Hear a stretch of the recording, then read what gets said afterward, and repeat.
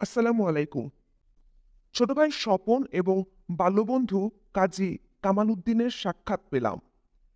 একদিন সকালে ধর্মনগর থেকে ক্যাপ্টেন খায়রুল আনাম আমায় জানালো স্বপন ও বদি অফিসার্স কোর্সে যোগদানের জন্য তারা মূর্তি যাবার পথে ধর্মনগর পৌঁছেছে। ওরা আমার খোঁজ করছে। আমি ওদের পাঠিয়ে দিতে বললাম। হঠাৎ একদিন ধর্মনগর থেকে বন্ধু ক্যাপ্টেন আনাম আমাকে জানালো আমার ছোট ভাই স্বপন এবং একান্ত বন্ধু কাজী কামালউদ্দিন মূর্তির পথে এসে পৌঁছে আমার খোঁজ করছে। তাকে অনুরোধ জানালাম ওদের আমার কাছে পাঠিয়ে দিতে। কয়েকদিনের মধ্যেই ওরা এসে পৌঁছালো। স্বপনকে এভাবে কাছে পাবো সেটা ভাবতেও পারিনি। ওদের কাছে পেয়ে খুবই খুশি হয়েছিলাম। আত্মীয় পরিজনদের সব খবরাখবরই পেলাম তাদের কাছ থেকে। শুনলাম ঢাকা শহরে ওদের দুঃসাহসিক গেরিলা অভিযানের লোমহর্ষক কাহিনী। মুক্তিযুদ্ধের শুরুতেই স্বপন, বদি, কাজী, জুয়েল, রুমি, আলম, আজাদ, সাঁচো বর্ডার পেরিয়ে ২ নং সেক্টরের মেঘালয় ক্যাম্পে ট্রেনিং নিয়ে ঢাকায় ফিরে গিয়ে গেরিলা তৎপরতায় কাঁপিয়ে তোলে ঢাকা শহর। পর্যায়ক্রমে তাদের সাথে যোগ দেয় চুল্লু, ফাজলে, মুক্তার, হারিস, তৈয়ব আলী, উলফাত, সামাদ, ফতে আলী, মেওয়া, জিয়া, ভুলু, সাইদ এবং আরও অনেকেই। ওদের উপর দায়িত্ব দেওয়া হয়েছে ঢাকায় অবস্থান করে বিভিন্ন অপারেশন পরিচালনা করা, যাতে সারা বিশ্ব বাংলাদেশের মুক্তিযুদ্ধের খবর ছড়িয়ে পড়ে। শুধু তাই নয়, তাদের ওই ধরনের গেরিলা তৎপরতায় এটাও প্রমাণিত হবে যে পুরো বাংলাদেশ খান সেনাদের নিয়ন্ত্রণে রয়েছে বলে যে সরকারি প্রচারণা চালানো হচ্ছে সেটাও সত্যি নয়। Jurain, Gulbagh power station, Siddhirganj power station, Dholaikhal, Jatrabari, Green Road, Intercon, Farmgate, Dhanmondi ২ নং সড়ক প্রভৃতি জায়গায় একটার পর একটা দুঃসাহসিক সফল অভিযান চালিয়ে খান সেনাদের নাস্তানাবুদ করে তুলেছিল ওরা। ওদের প্রতিটি মাথার জন্য ২,০০০ টাকা পুরস্কার ঘোষণা করেছিল পাকিস্তানের সামরিক সরকার। এতে কোনো ফল হয়নি। খান সেনাদের সব সতর্কতাকে বুড়ো আঙ্গুল দেখিয়ে তাদের নাকের ডগার উপর দিয়ে জানবাজ মুক্তি পাগল দামাল ছেলেগুলো অসীম সাহসিকতার সাথে করে যাচ্ছিল এক একটা দুঃসাহসিক অভিযান। খান সেনাদের মনে ত্রাসের সঞ্চার করেছিল বিচ্ছুরা। খান সেনারা গেরিলাদের বিচ্ছু কিংবা মুক্তি বলে সম্বোধন করত।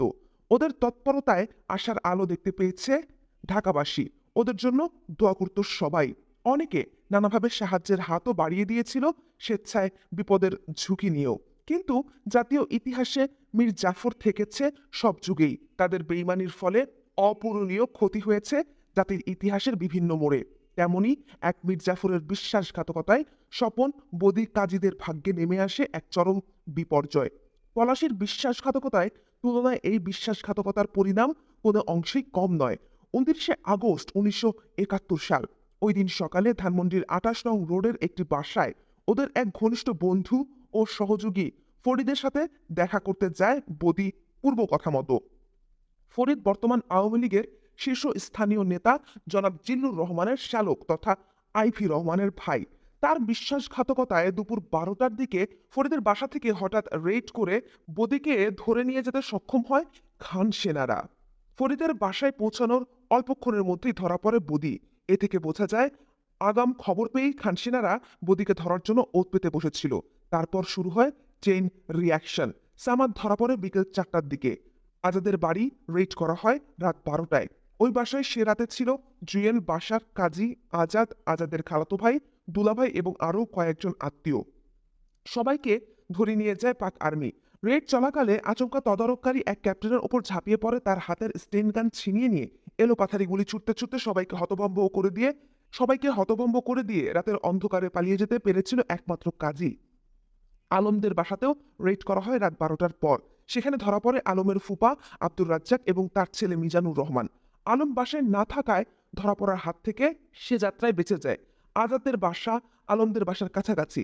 রাত প্রায় ১:৩০টার সময় সম্পূর্ণ দিগম্বর অবস্থায় কাজে গিয়ে পৌঁছে আলমদের বাসায়। ভাগ্যক্রমে খান সেনারা ততক্ষণে ওই এলাকা ছেড়ে চলে গেছে। কাজীকে সম্পূর্ণ উলঙ্গ অবস্থায় দেখে ভূত দেখার মতো চমকে উঠেছিল আলমদের বাসার সবাই। আলমের ছোট বোন তাড়াতাড়ি একটা লুঙ্গি কাজীর হাতে দিয়ে তক্ষুনি দূরে পালিয়ে যেতে অনুরোধ জানায়। খান সেনারা এখানেও এসেছিল জানতে পেরে কাজী কাপড়টা পরে নিয়ে দৌড়ে পালিয়ে যায়। হাটখোলায় শাহাদত চৌধুরী মানে সাচদের বাড়ি থেকে ধরা পড়েন সেজদুল্লাহ ভাই বেলায়েত চৌধুরী রাত ২টোর পর। চুন্নুর বড় ভাই জনাব এম সাদেক সিএসপি একজন পদস্থ সরকারি অফিসার রাত 12:30 থেকে 1টার দিকে তার সরকারি বাসভবন এলিফ্যান্ট রোডের 1 নং টেনামেন্ট হাউস থেকে চুল্লুকে ধরে নিয়ে যায় পাক আর্মি। মধ্যরাতে রেড করা হয় রুমিদের বাড়িতে। বাসা থেকে ধরে নিয়ে যায় রুমির বাবা জনাব শরীফ, ছোট ভাই জামি, মাসুম এবং হাফিজকে।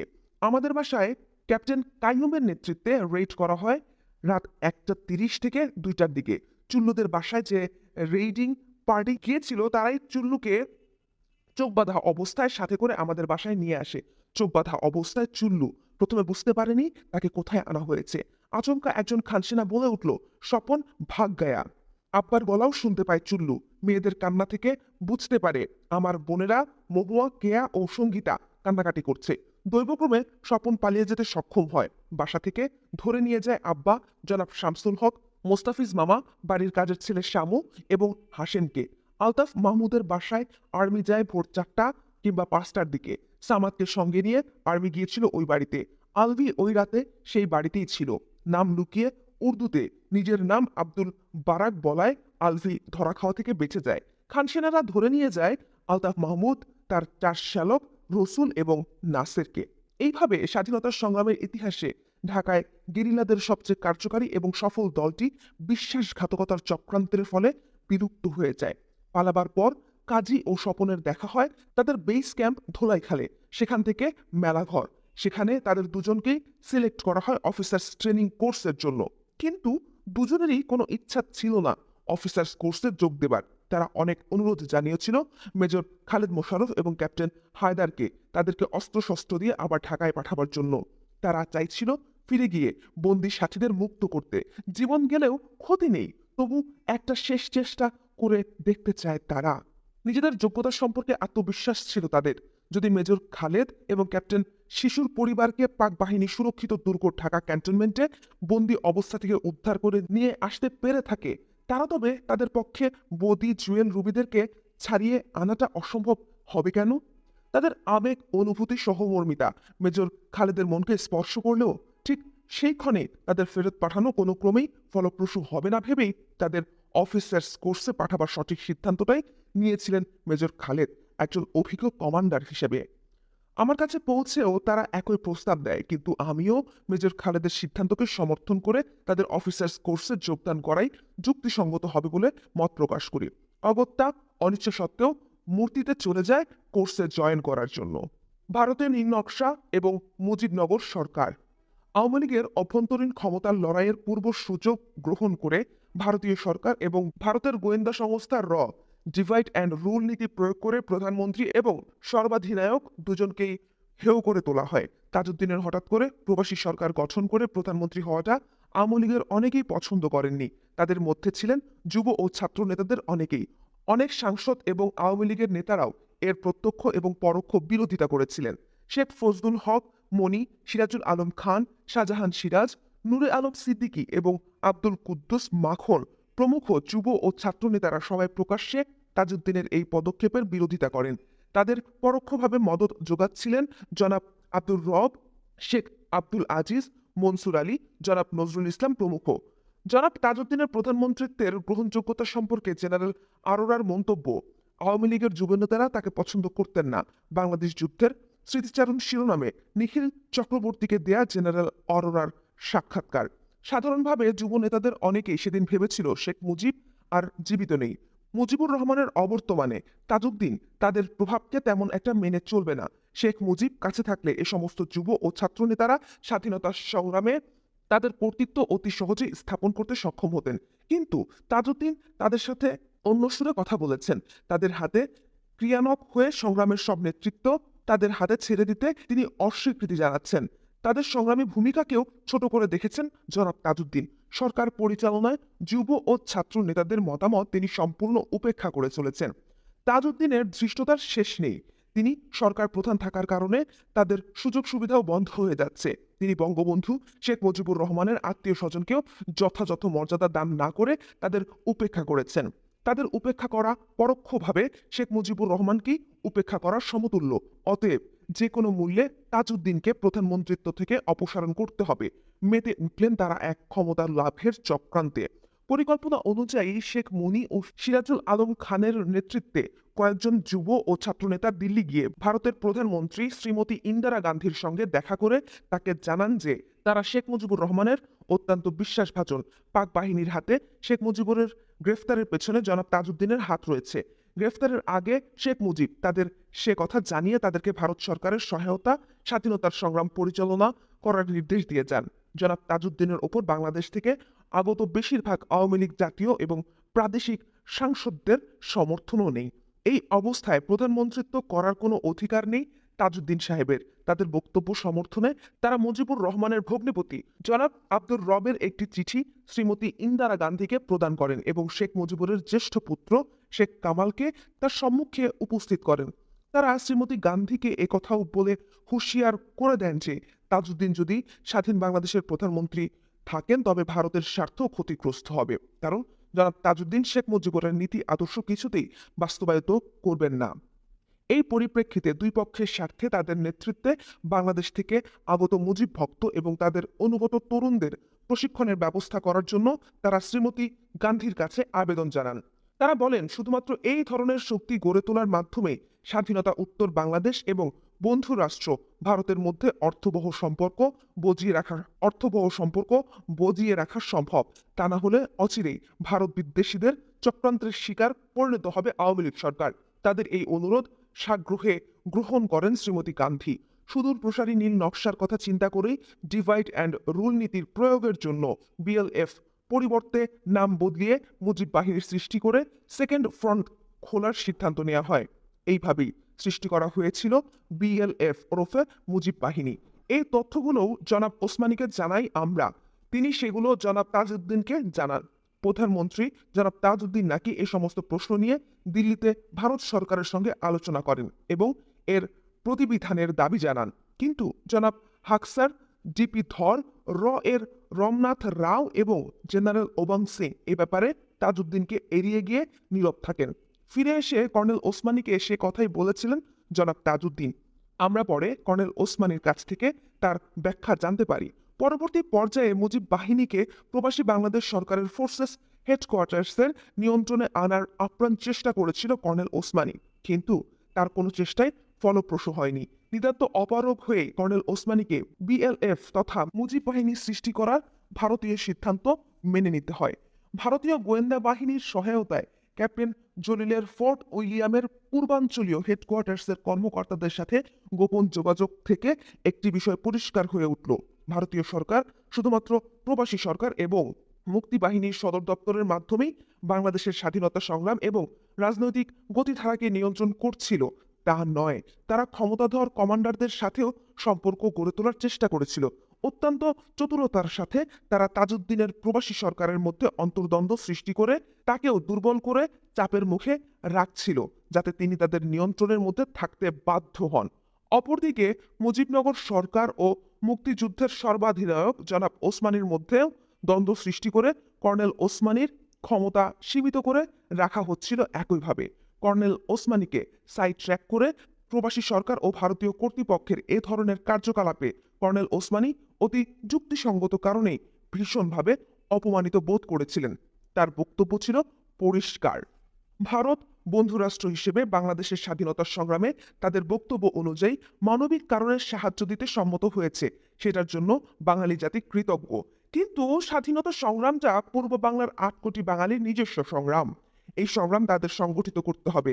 যে কোনো ত্যাগের বিনিময়ে তাদেরকেই অর্জন করতে হবে জাতীয় স্বাধীনতা সংগ্রামের নেতৃত্ব এবং সব দায়িত্বেও থাকতে হবে মুক্তি ফৌজ কমান্ডো ও প্রবাসী বাংলাদেশ সরকারের অধীনে। জনাব ওসমানী নীতির এই প্রশ্নে কখনোই আপোস করেননি। এই বিষয় নিয়ে তৎকালীন প্রবাসী সরকার নেতৃত্বের সাথে অনেক বিতর্ক হয়েছে তার, কিন্তু তার এই নীতির প্রতি সমর্থন দেননি আওয়ামী লীগের বেশিরভাগ নেতৃত্ব ও গণপরিষদ সদস্যরা। তারা তখন নিজ নিজ ক্ষমতার বলয় তৈরি করতে ব্যস্ত। তাদের প্রায় সবার মাঝে এক ধরনের উদ্ভট চিন্তা কাজ করছিল। শুধু রাজনৈতিক নেতৃবৃন্দই নয়, অনেক আমলা এমনকি মুক্তিযোদ্ধাদের সুবিধাবাদী নেতৃত্বের মাঝেও সেই একই চিন্তার প্রতিফলন দেখা যাচ্ছিল। তাদের ধারণা ছিল মুক্তিযুদ্ধ যে করেই হোক শুরু হয়ে গেছে। প্রতিরোধ সংগ্রামকালে পূর্ব পাকিস্তানের প্রায় সব অঞ্চল থেকে কোটি কোটি টাকা ও সম্পদ লুণ্ঠন করে নিয়ে হিজরত করে চলে আসা হয়েছে নিরাপদ আশ্রয় ভারতে।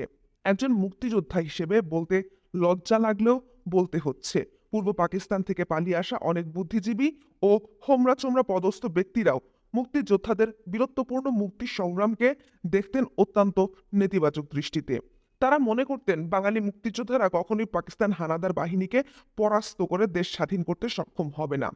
পাকিস্তান বাহিনীকে পরাজিত করতে সরাসরি ভারতীয় সেনাবাহিনীর হস্তক্ষেপ অবশ্যই অতি প্রয়োজনীয়। রক্তক্ষয়ী দীর্ঘস্থায়ী সংগ্রামে অংশগ্রহণ করার ইচ্ছা অথবা যোগ্যতা তাদের অনেকেরই ছিল না। যুদ্ধের ঝুঁকি এবং কষ্ট ও ত্যাগ স্বীকার করতেও তারা ছিলেন নারাজ। এতে করে তাড়াতাড়ি হজ শেষ করে প্রবাসী জীবনের কষ্ট থেকে রেহাই পেয়ে দেশে ফিরে লুটপাটের কালো টাকায় আয়েশ জীবন খুব তাড়াতাড়ি আবার শুরু করতে পারা যাবে একমাত্র ভারতীয় বাহিনীর প্রত্যক্ষ হস্তক্ষেপের মাধ্যমে। ভারতে হজ করার স্ট্যাম্প যখন একবার নিতে সক্ষম হয়েছেন তারা, তখন দেশে ফেরার পর তাদের রাজ কায়েম করার পথে বাধা কোথায়?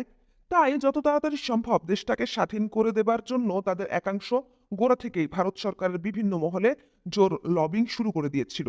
সমস্ত প্রবাসী সরকারের মধ্যে শুধুমাত্র দুজন শুরু থেকে শেষ পর্যন্ত এই ধরনের উদ্যোগের বিরোধিতা দৃঢ়তার সাথে করে গিয়েছিলেন। তাদের একজন হলেন কর্নেল ওসমানী এবং দ্বিতীয় ব্যক্তি হলেন জনাব খন্দকার মোশতাক আহমদ। এই দুইজন ছাড়া সিনিয়র রাজনৈতিক নেতৃত্ব প্রায় সবাই এবং আমলাদের উচ্চপদস্থ প্রভাবশালী ব্যক্তিদের অনেকেই ভারতের প্রত্যক্ষ হস্তক্ষেপের মাধ্যমে বাংলাদেশের স্বাধীনতা লাভের পক্ষপাতিত্ব করেছিলেন। পরবর্তীকালে সিজারিয়ান অপারেশনের মাধ্যমে বাংলাদেশের প্রিম্যাচিওর বার্থের জন্য মূলত এরাও দায়ী ছিলেন অনেকাংশে, কিন্তু বেশিরভাগ মুক্তিযোদ্ধা আমলাতন্ত্রের তরুণ সদস্যরা এভাবে অপরের কৃপায় বাংলাদেশকে স্বাধীন করার উদ্যোগের ঘোর বিরোধী ছিলেন। এই নিয়ে প্রবীণদের সাথে তরুণদের দ্বন্দ্ব ক্রমশই বেড়ে উঠছিল প্রতিদিন। ভারত সরকারের স্বীকৃতি এবং সামরিক হস্তক্ষেপ। সুদূর প্রসারী পরিকল্পনা ও প্রস্তুতির পরই ভারত বাংলাদেশ অস্থায়ী সরকারকে স্বীকৃতি দেবার সিদ্ধান্ত নেয়। সামরিক হস্তক্ষেপের বিষয়টিও ছিল সুচিন্তিত। এই ঘটনার পর আওয়ামী লীগের অন্তর্দ্বন্দ্ব প্রকাশ্যে রূপ নেয়। ভারত সরকার চিন্তিত হয়ে পড়ল এবং বাংলাদেশ সমস্যার একটি আশু সমাধানের জন্য মরিয়া হয়ে উঠল। মুক্তি সংগ্রাম দীর্ঘস্থায়ী হলে অবস্থা তাদের নিয়ন্ত্রণের বাইরে চলে যাবে, সেটা ছিল তাদের মূল আশঙ্কা। এই অবস্থার পরিপ্রেক্ষিতে জনাব তাজউদ্দিন প্রবাসী সরকারের তরফ থেকে ভারত সরকারকে বোঝালেন দুপক্ষের স্বার্থ রক্ষার্থে বাংলাদেশ প্রবাসী সরকারকে স্বীকৃতি দিয়ে অনতি বিলম্বে ভারত সামরিক অভিযান চালিয়ে বাংলাদেশকে স্বাধীন করে ফেলতে হবে। ভারত সরকার তাজউদ্দিন সরকারের আবেদনে সন্তুষ্টি প্রকাশ করলেও হঠাৎ করে তখনই এককভাবে বাংলাদেশকে স্বীকৃতি দিতে রাজি হলো না। শ্রীমতী ইন্দিরা গান্ধী ঠিক করলেন বিশ্ব নেতৃবৃন্দ, বিশেষ করে পরাশক্তিধর দেশগুলোর মনোভাব জানার পরই এই ব্যাপারে সিদ্ধান্ত নেবেন। তিনি আমেরিকা, সোভিয়েত ইউনিয়ন এবং পশ্চিম ইউরোপের কয়েকটি দেশে এক ঝটিকা সফরে বেরিয়ে পড়লেন। সবখানেই তিনি নেতৃবৃন্দের সাথে বাংলাদেশ সমস্যা এবং ভারতের অবস্থান সম্পর্কে আলোচনা করলেন।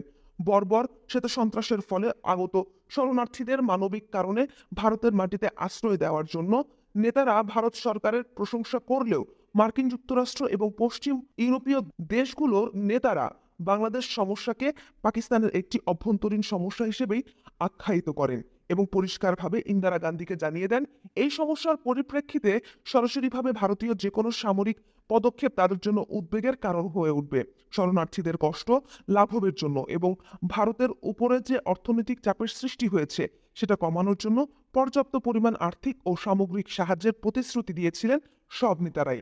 রিলিফের সামগ্রী নিয়েও পরে ঘটেছে অনেক কেলেঙ্কারি। বিপুল পরিমাণ রিলিফ সামগ্রীর কতটুকু পেয়েছিল শরণার্থীরা, তার জবাব একমাত্র দিতে পারে তৎকালীন প্রবাসী সরকারের কর্ণধাররাই।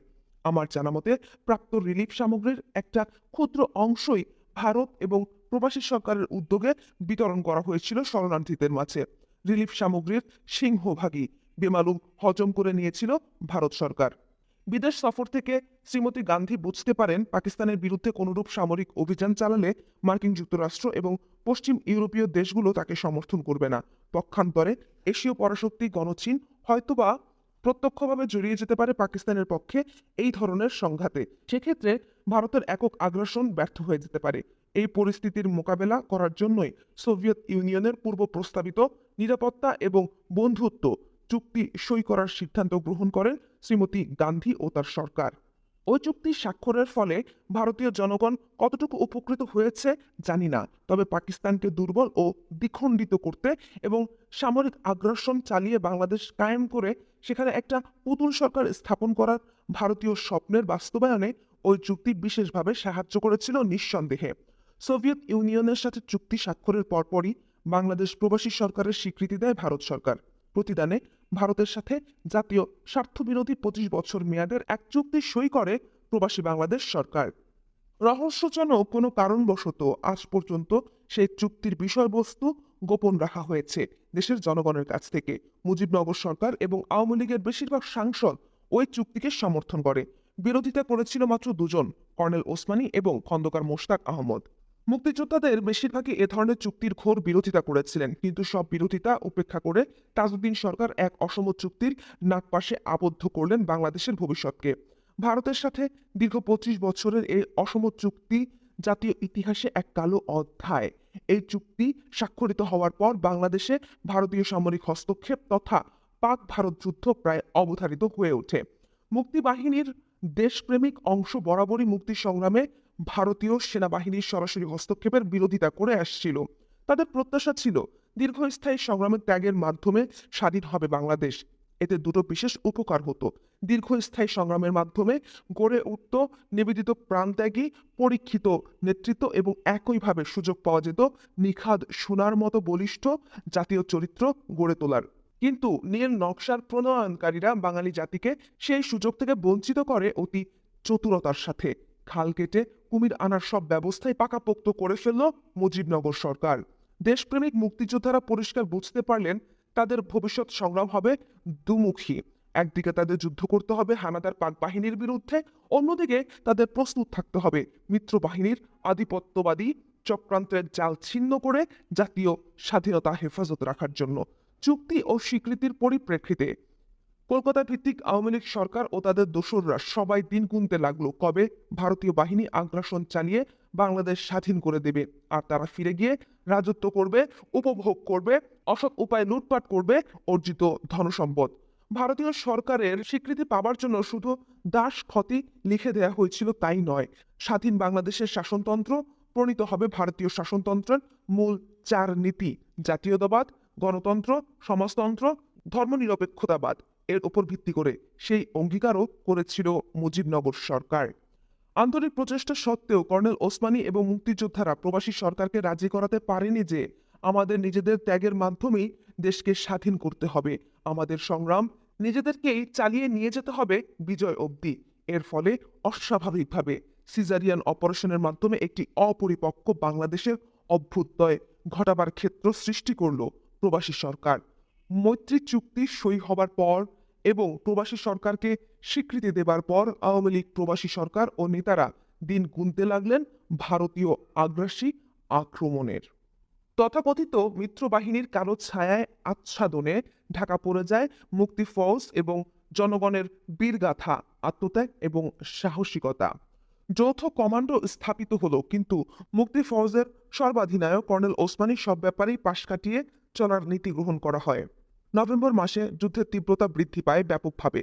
বর্ডারের সম্মুখ সংঘর্ষের মাত্রা ক্রমেই বেড়ে চলেছে। ভারত সরকার ইতিমধ্যে ভারতীয় সেনাবাহিনীকে পাক বাহিনীর মোকাবেলা করার জন্য প্রয়োজনে বাংলাদেশের সীমানার ভেতরে প্রবেশ করার অনুমতি প্রদান করেছে। গঠন করা হয়েছে মুক্তি ফৌজ ও ভারতীয় বাহিনীর যৌথ কমান্ডো। যৌথ কমান্ডো গঠিত হবার পর ভারতীয় কমান্ডোদের প্রচণ্ডভাবে কর্নেল ওসমানী এবং তার হেডকোয়ার্টার্স প্রকৃত অর্থে অকেজো হয়ে পড়েছে। বাংলাদেশ আক্রমণের পরিকল্পনা এককভাবে ভারতীয় বাহিনীর ইস্টার্ন কমান্ডই প্রণয়ন করার দায়িত্ব গ্রহণ করে কর্নেল ওসমানীকে সম্পূর্ণভাবে উপেক্ষা করে। প্রেসিডেন্ট ইয়াহিয়া খান যুদ্ধের আভাস পেয়ে জনাব ভুট্টোকে তার বিশেষ দূত হিসেবে চীনে পাঠালেন ভারতীয় যে কোনো আগ্রাসনের বিরুদ্ধে পাকিস্তানের পক্ষে সমর্থন আদায় করার জন্য।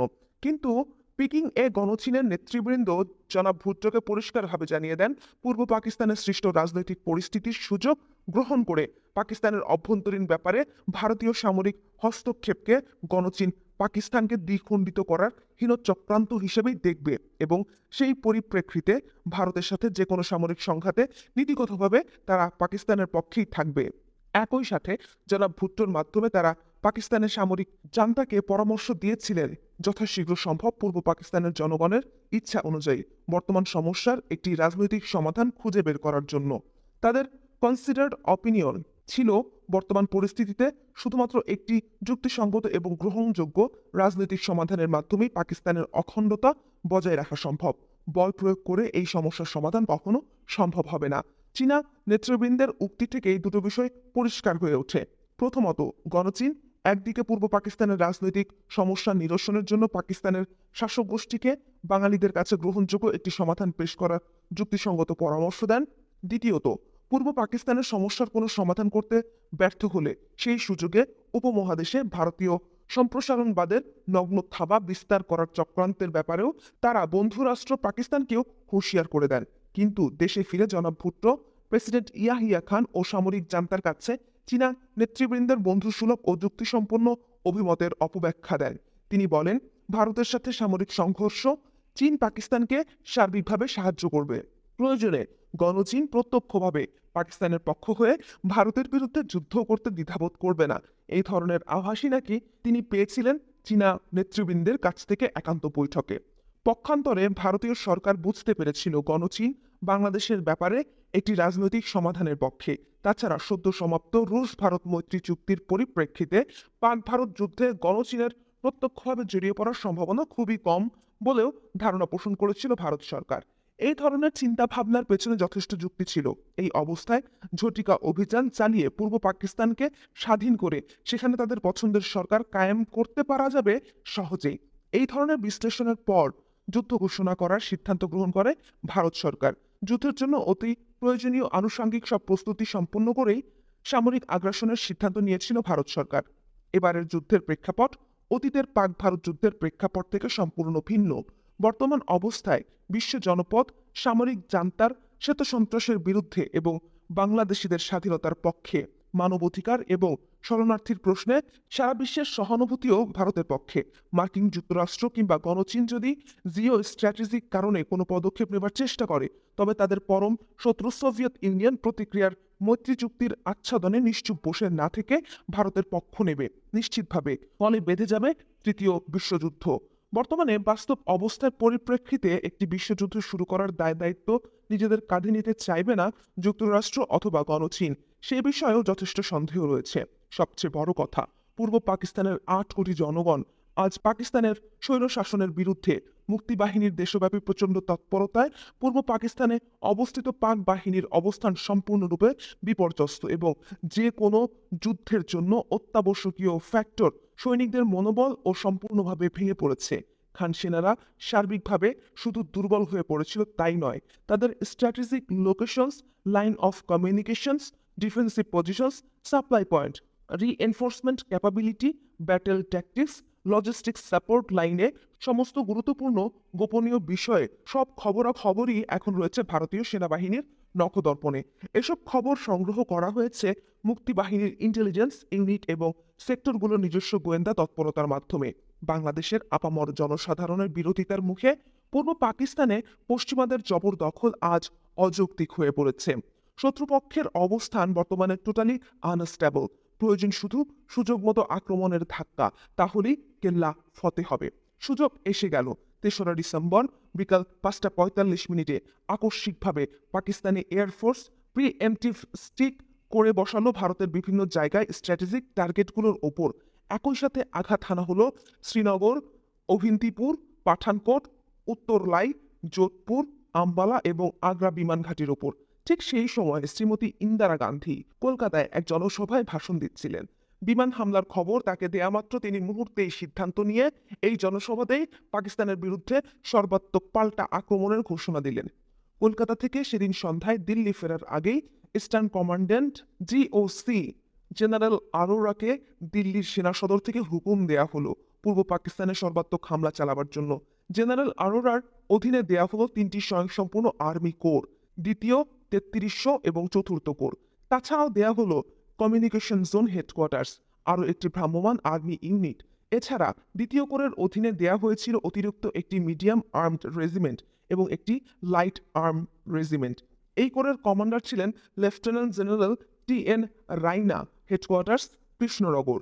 এই কোরের অধীনে দেয়া হয়েছিল অতিরিক্ত আরও একটি মিডিয়াম আর্টিলারি রেজিমেন্ট ও একটি ইঞ্জিনিয়ার্সের ব্রিজিং ইউনিট। 33 কোরের কমান্ডার ছিলেন lieutenant general ML Thapa, quarters Siliguri. এই কোরের অধীনে দেয়া ছিল অতিরিক্ত একটি লাইট আর্মড রেজিমেন্ট, একটি মিডিয়াম আর্টিলারি রেজিমেন্ট এবং ইঞ্জিনিয়ার্সের ব্রিজিং ইউনিট। 101 কমিউনিকেশন জোনের কমান্ডার ছিলেন প্রথম দিকে লেফটেন্যান্ট জেনারেল গিল, পরে লেফটেন্যান্ট জেনারেল নাগরাকে তার স্থলাভিষিক্ত করা হয়েছে। হেডকোয়ার্টার্স গৌহাটি। এই ফরমেশনের চতুর্থ কোরের হেডকোয়ার্টার্স ছিল আগরতলায়। কোর কমান্ডার ছিলেন লেফটেন্যান্ট জেনারেল সাগাত সিং। এই কোরের অধীনে অতিরিক্তভাবে দেয়া হয় একটি মিডিয়াম আর্টিলারি রেজিমেন্ট এবং দুটো লাইট আর্মড রেজিমেন্ট। সব মিলিয়ে পূর্ব রণাঙ্গনে ভারতীয় সৈন্য সংখ্যা ছিল 5 লক্ষেরও বেশি।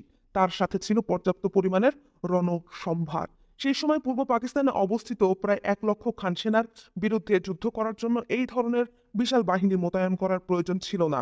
এই বিশাল সৈন্য সমাবেশ ঘটানো হয়েছিল গণচীনের তরফ থেকে, যদি কোনো সামরিক পদক্ষেপ নেওয়া হয় তার মোকাবেলা করার লক্ষ্যেই। যাই হোক, প্রয়োজনীয় এয়ার ও নাভাল কভার এবং প্রায় 2 লক্ষ মুক্তিযোদ্ধাদের সাথে বিশাল ভারতীয় বাহিনী একই সময় সব সেক্টর থেকে আক্রমণ চালালো। সব সেক্টরেই ভারতীয় বাহিনীর অগ্রসর হওয়ার জন্য রাস্তা করে ব্রিজ হেড তৈরি করে দিচ্ছিল মুক্তিবাহিনীর বীর মুক্তিযোদ্ধারাই। ওই সমস্ত ব্রিজ হেড তৈরি করা সম্ভব হয়েছিল বলেই অতি সহজেই শত্রুপক্ষের ডিফেন্স ভেদ করে ঢাকা অভিমুখে তড়িৎ গতিতে এগিয়ে যেতে পেরেছিল ভারতীয় মিত্রবাহিনী। যুদ্ধের এই গুরুত্বপূর্ণ পর্যায়ে কর্নেল ওসমানীকে সম্পূর্ণরূপে পাশ কাটিয়ে চলেছিল ভারতীয় সেনা কমান্ডো। ভারতীয় সেনাবাহিনীর স্ট্র্যাটেজি ছিল যত তাড়াতাড়ি সম্ভব শত্রুপক্ষের ডিফেন্স লাইন ভেদ করে তাদের উইথড্রল এর পথ কাট অফ করে তাদের ছোট ছোট অংশে বিভক্ত করে পরাজিত করে ঢাকা অবরোধ করা এবং পাক বাহিনী স্যারেন্ডার করতে বাধ্য করা। বাংলাদেশে অবস্থিত পাক বাহিনী তাদের চেয়ে সংখ্যায় 6 থেকে 7 গুণ বড় ভারতীয় বাহিনী এবং মুক্তি ফৌজের প্রচণ্ড আক্রমণের মুখে মাত্র 12 দিনের যুদ্ধে অতি করুণ অবস্থায় আত্মসমর্পণ করতে বাধ্য হয়। বাংলাদেশের জনগণের অসহযোগিতা এবং মুক্তিবাহিনীর দুঃসাহসিক গেরিলা তৎপরতা পাক বাহিনীর যুদ্ধ স্পৃহা এবং মনোবল একদম নষ্ট করে দিয়েছিল। অন্য সব কারণের মধ্যে এটাই ছিল প্রধান কারণ, যার জন্য পাক বাহিনীকে অতি স্বল্প সময়ের যুদ্ধে শোচনীয়ভাবে পরাজয় বরণ করে নিয়ে আত্মসমর্পণ করতে হয়েছিল। এইভাবে 16 ডিসেম্বর 1971 সালে পাক বাহিনীর আত্মসমর্পণের ফলে স্বাধীনতা লাভ করে বাংলাদেশ। 16 ডিসেম্বর ঢাকার রেসকোর্স ময়দানে আত্মসমর্পণ অনুষ্ঠানে মুক্তি ফৌজের কমান্ডার ইন চিফ এবং যৌথ কমান্ডের প্রধান কর্নেল ওসমানীর আমন্ত্রণে মিত্রবাহিনীর কমান্ডার জেনারেল আরোরা স্বাধীন বাংলাদেশে আসবেন এবং যৌথ কমান্ডের তরফ থেকে ইনস্ট্রুমেন্ট অফ স্যারেন্ডারে যৌথ কমান্ডের শীর্ষ ব্যক্তি কর্নেল ওসমানী স্বাক্ষর করবেন। সেটাই ছিল সমগ্র জাতির প্রত্যাশা। কিন্তু ঘটনা ঘটে ঠিক তার বিপরীত। ইনস্ট্রুমেন্ট অফ স্যারেন্ডারে যৌথ কমান্ডের তরফ থেকে স্বাক্ষর দান করার সৌভাগ্য লাভ করলেন জেনারেল অরোরা। শুধু তাই নয়, অদৃশ্য অঙ্গুলি হলেন মুক্তি ফৌজের সর্বাধিনায়ক কর্নেল ওসমানীকে 16 ডিসেম্বর ঐতিহাসিক স্যারেন্ডার সিরিমনিতে উপস্থিত থাকার সৌভাগ্য থেকেও বঞ্চিত করা হলো। কেন তাকে তার ন্যায্য অধিকার থেকে বঞ্চিত করে সেদিন জেনারেল অরোরাকে সমগ্র জাতি এবং বিশ্ব পরিসরে বিজয়ী শক্তির একচ্ছত্র অধিকর্তা হিসেবে জাহির করা হলো, সেই রহস্য উদ্ঘাটন আজ অবধি হয়নি। এই গুরুত্বপূর্ণ বিষয়টি বিশদ বিশ্লেষণের দাবিদার। এ থেকে জানা যাবে ভারতীয় নীল নকশা এবং প্রবাসী সরকারের নতজানু নীতির অনেক কিছুই। কর্নেল ওসমানী চেয়েছিলেন স্বাধীন বাংলাদেশে মুক্তি ফৌজের সর্বাধিনায়ক হিসেবে তিনি অভিনন্দন জানাবেন মিত্রবাহিনীর জুনিয়র পার্টার জেনারেল অরোরাকে। এতে করে বিশ্ব পরিসরে এটাই প্রমাণিত হবে মূলত মুক্তিযোদ্ধাদের প্রচেষ্টাতেই স্বাধীন হয়েছে বাংলাদেশ।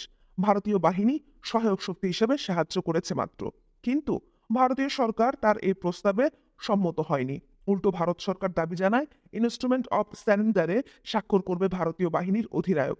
উদ্দেশ্য পরিষ্কার, বিশ্ববাসী জানুক পাক ভারত যুদ্ধে ভারতের বিজয়ের ফলেই সৃষ্টি হয়েছে স্বাধীন বাংলাদেশ।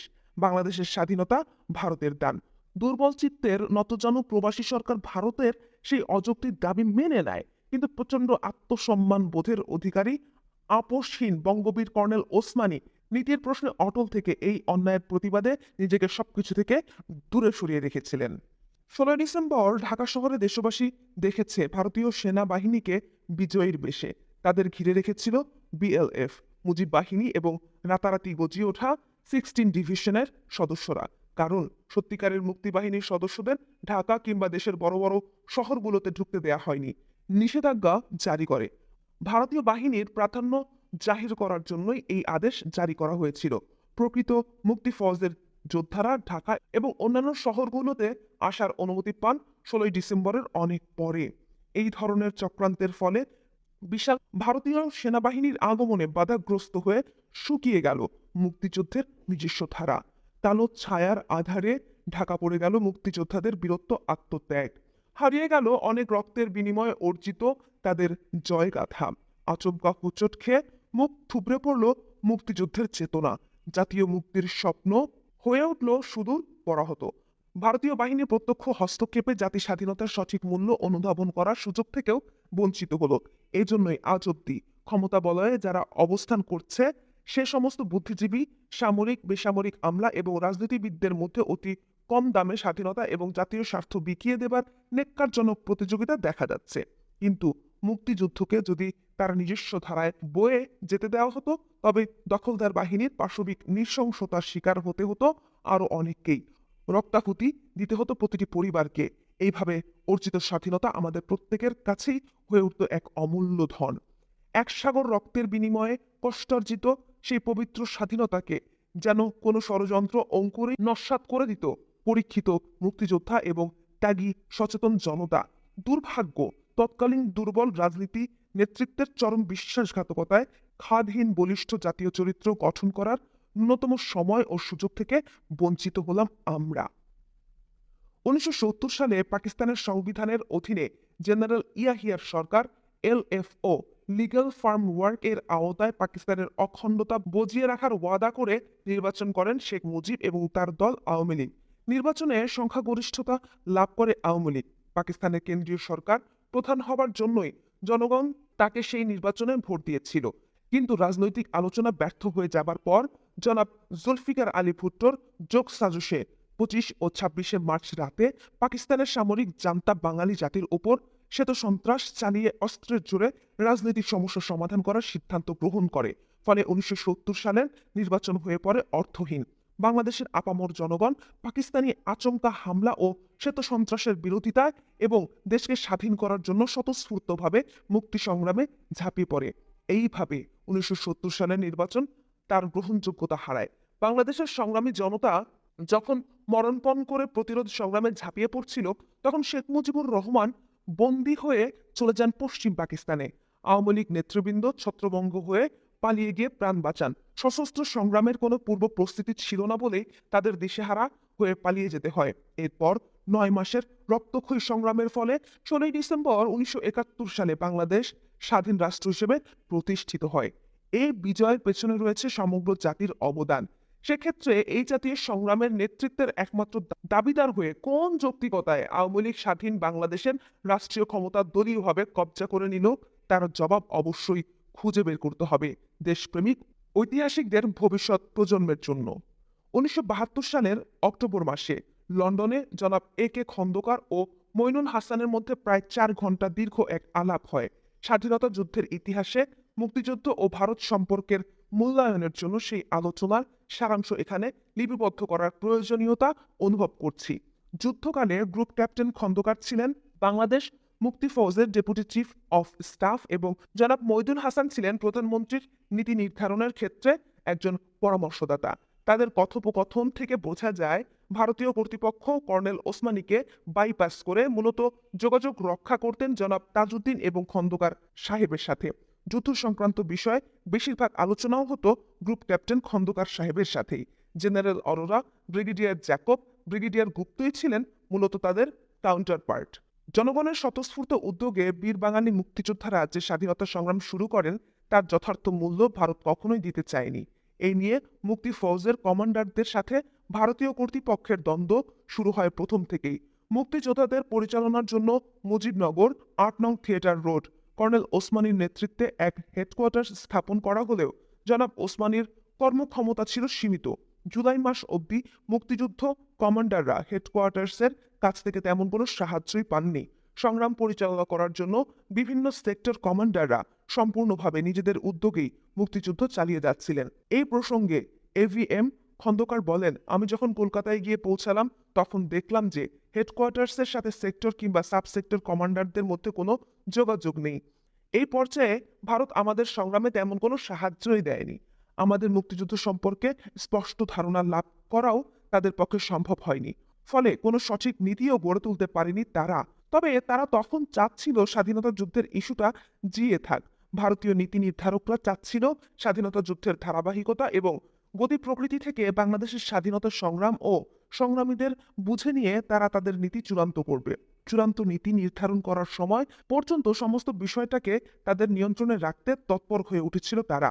ভারতীয় কর্তৃপক্ষ এবং সেনাবাহিনীর এ ধরনের মানসিকতার ফলে ভারতীয় সেনাবাহিনী এবং মুক্তিবাহিনীর মধ্যে বৈরী ভাব এবং রেষারেষি পরবর্তীকালে ক্রমান্বয়ে বৃদ্ধি পেয়েছে এবং স্বাধীনতার পর মুক্তিযোদ্ধাদের নিয়ে গড়ে ওঠা বাংলাদেশ সেনাবাহিনীর মধ্যে যে ভারত বিরোধী মনোভাব দেখা যায় সেটা মুক্তিযুদ্ধের সময় থেকেই করে। এই প্রসঙ্গে জনাব খন্দকার আরও বলেন, মুক্তিফৌজ ও ভারতীয় বাহিনীর মধ্যে বিরোধ মুক্তিযুদ্ধের প্রথম লগ্ন থেকেই দানা বেঁধে উঠেছিল বিভিন্ন কারণে। সেই সেন্টিমেন্ট, আবেগ, অনুভূতি বিভিন্ন ঘটনার মধ্যে দিয়ে, বিভিন্ন ডিসঅ্যাপয়েন্টমেন্টের মধ্য দিয়ে ক্রমশ আরও বেড়েছে। মুক্তিযুদ্ধে ভারতীয় সাহায্য ও সহযোগিতার ব্যাখ্যা দিতে গিয়ে গ্রুপ ক্যাপ্টেন খন্দকার বলেছেন, মে, জুন, জুলাই, আগস্ট পর্যন্ত ভারতের ইনভলভমেন্ট ছিল অতি সামান্য। যা ছিল তা মোটামুটিভাবে মুক্তিবাহিনীর জন্য কিছু সামান্য হালকা অস্ত্রশস্ত্র, গোলাবারুদ সরবরাহ, কিছু লজিস্টিক সাপোর্টের, বেশি কিছুই নয়। মুক্তিফৌজ কমান্ডারদের মূলত শত্রুপক্ষের কাছ থেকে ছিনিয়ে নেওয়া অস্ত্রশস্ত্র ও যুদ্ধ সম্ভারের ওপর নির্ভর করেই চালিয়ে যেতে হচ্ছিল স্বাধীনতা সংগ্রাম। মুক্তিফৌজ সেক্টর কমান্ডারদের জুলাই মাসের কনফারেন্সের কথা আগেই বলা হয়েছে। সেখানে সিদ্ধান্ত গ্রহণ করা হয় 2 লক্ষ মুক্তিযোদ্ধাকে ট্রেনিং দিয়ে গেরিলা হিসেবে বাংলাদেশের ভেতরে পাঠানো হবে। এই প্রসঙ্গে গ্রুপ ক্যাপ্টেন খন্দকারের বক্তব্য প্রাণিধানযোগ্য। তিনি বলেন, সেক্টর কমান্ডারদের মিটিং এর পর একদিন জেনারেল আরোরা এলেন। মিটিং হলো। কর্নেল ওসমানীর সাথে সেই মিটিংয়ে আমিও উপস্থিত ছিলাম। মিটিংয়ে আলোচনার মূল বিষয় ছিল মুক্তিযোদ্ধাদের গেরিলা ট্রেনিং নিয়ে। কতজনকে ট্রেনিং দেওয়া হবে, কোথায় কোথায় ট্রেনিং দেওয়া হবে, কিভাবে ট্রেনিং দেওয়া হবে, কি করে রিক্রুটমেন্ট করা হবে, কতদিন ট্রেনিং দেওয়া হবে ইত্যাদি বিষয় নিয়ে। জেনারেল আরোরা প্রস্তাব দিলেন 5,000 গেরিলা ট্রেনিং এর ব্যবস্থা করলেই হবে। শুনে কর্নেল ওসমানী এবং আমি দুজনেই অবাক হয়ে গেলাম। আমি বলেই ফেললাম, এত অল্প সংখ্যক গেরিলা দিয়ে কি হবে? জবাবে জেনারেল আরোরা বললেন, this are the people who will go inside, bleed the enemy and all those things. Colonel Osmani অরোরাকে দৃঢ়ভাবে জানিয়ে দিলেন তার 2 লক্ষ মুক্তিযোদ্ধা দরকার। সেক্টর কমান্ডারদের সদ্য সমাপ্ত কনফারেন্সে সেটাই সিদ্ধান্ত হয়েছিল। যাই হোক, ট্রেনিং শুরু হলো। ট্রেনিং শেষ করে গেরিলারা ফিরে আসলো, কিন্তু তারপর একটা বিরাট সমস্যা দেখা দিল। এই সমস্যাটার জন্য পুরোপুরি দায়ী ভারত সরকার। ট্রেনিংয়ের পর ভারতীয় আর্মি সম্পূর্ণভাবে তাদের নিজেদের অধীনে রাখার সিদ্ধান্ত গ্রহণ করলো। এতে ভীষণ বিরূপ প্রতিক্রিয়া হলো।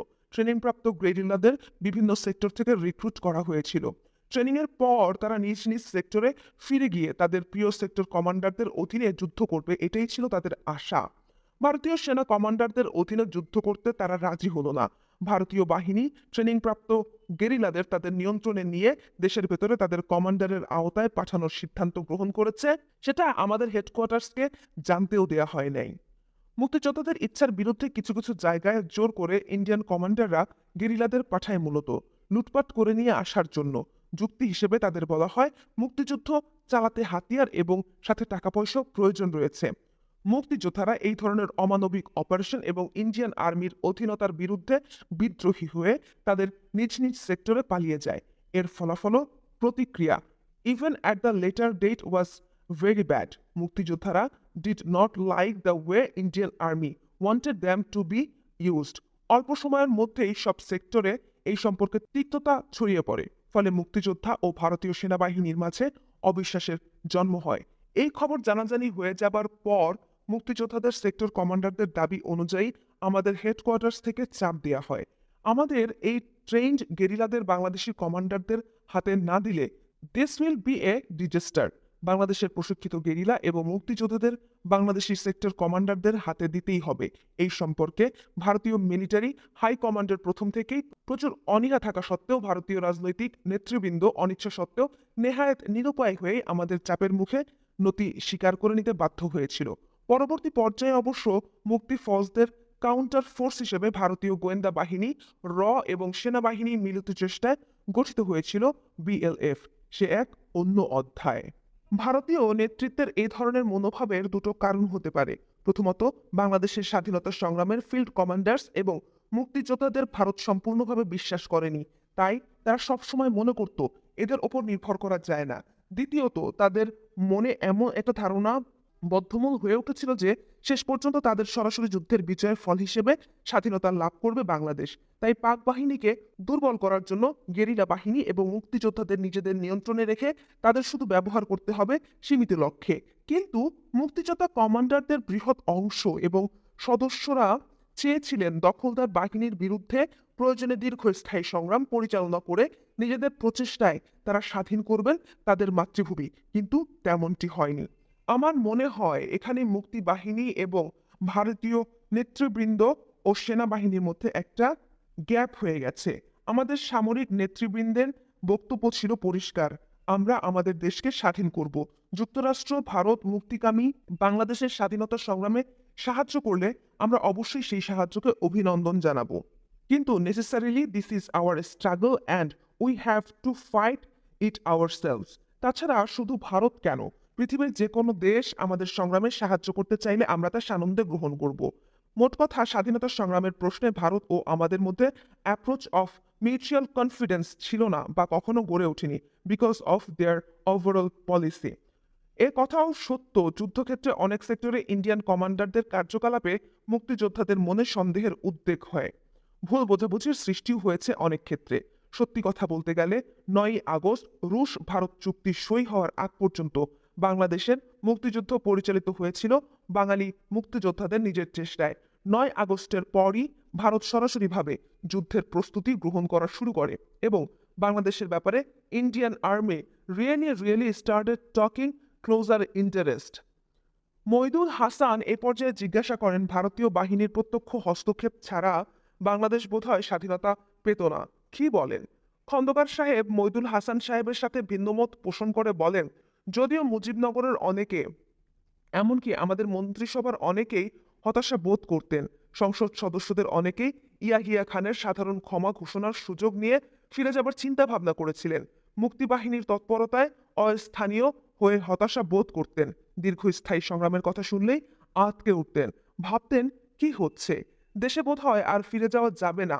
এই ধরনের পরিস্থিতিতেও আমি দৃঢ়ভাবে বিশ্বাস করতাম মুক্তি ফৌজের গেরিলা তৎপরতা বেড়ে গেলে পাকিস্তান ভারতের বিরুদ্ধে আক্রমণ চালাবে বলে যুক্তির অবতারণা করে যারা আমাদের মুক্তি সংগ্রামের গতি নিয়ন্ত্রণ করার চেষ্টা করেছিলেন, তাদের সেই মুক্তি ছিল সম্পূর্ণ ভুল এবং উদ্দেশ্য প্রণোদিত। পক্ষান্তরে আমরা যদি আমাদের সংগ্রামের তীব্রতা প্রথম থেকেই বাড়াতে সক্ষম হতাম, তবে আমাদের প্রচণ্ড গেরিলা তৎপরতার মুখে পাকিস্তান দখলদার বাহিনীকে অতি অল্প সময়ের মধ্যেই আত্মসমর্পণ করতে হতো মুক্তি ফৌজের কাছে, কারণ they had no chance to fight. Their morale was completely shattered and the losses would have been approachable to them. সংবাদ 26শে মার্চ 1990। জনাব মইদুল হাসান জবাবে বলেছিলেন, আপনার চিন্তাভাবনায় যুক্তি থাকলেও ভারতীয়রা ভেবেছিল অন্যরকম। তারা চেয়েছিলেন বাংলাদেশের স্বাধীনতা সংগ্রামে মুক্তিযোদ্ধাদের অবদানকে প্রতিষ্ঠিত করতে।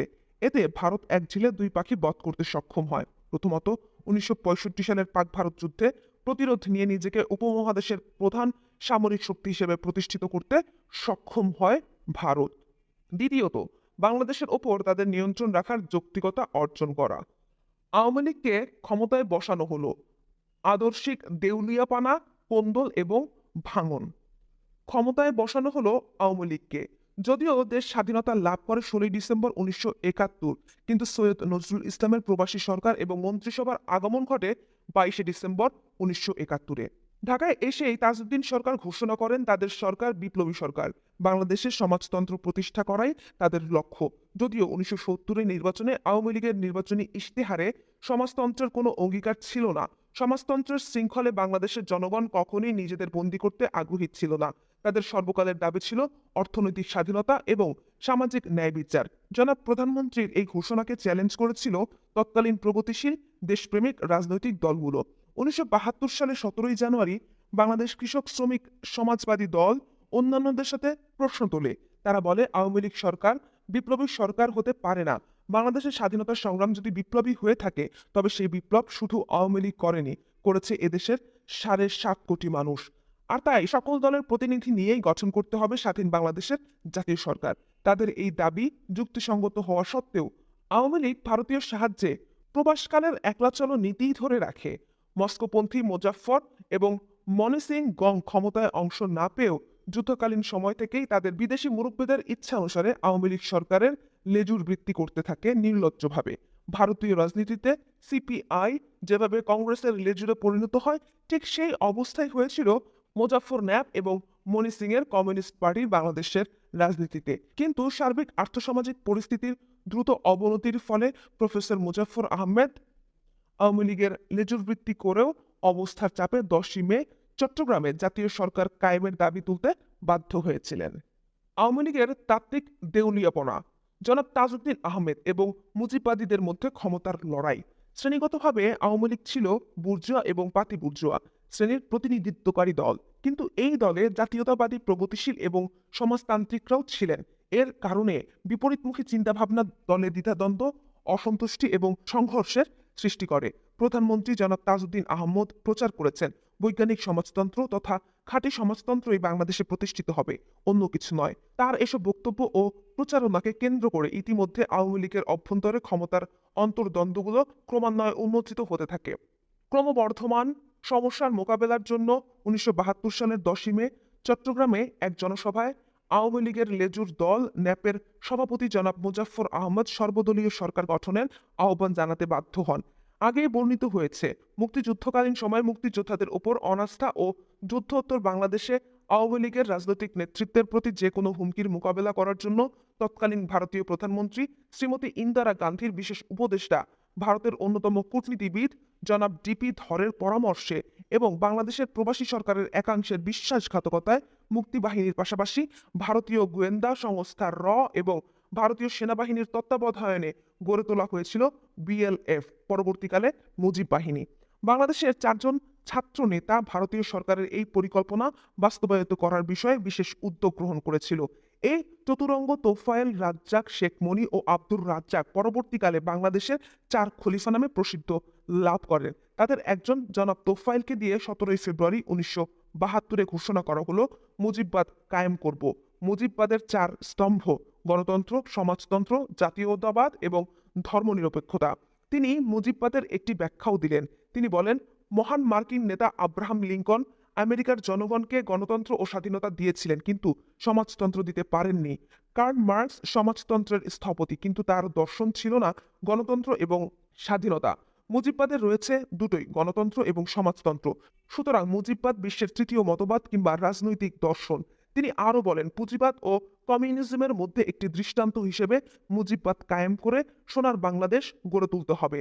তিনি বাংলাদেশের জনগণকে মুজিববাদ প্রতিষ্ঠার সংগ্রামে জাতীয় বিপ্লব আখ্যা দিয়ে তাতে ঝাঁপিয়ে পড়ার জন্য উদাত্ত আহ্বান জানান। জনাব তাজউদ্দিনকে চ্যালেঞ্জ করার জন্যই জনাব তোফায়েলের মাধ্যমে মুজিববাদ নামক এক উদ্ভট এবং অদ্ভুত রাজনৈতিক দর্শনের উপস্থাপনা করা হয়।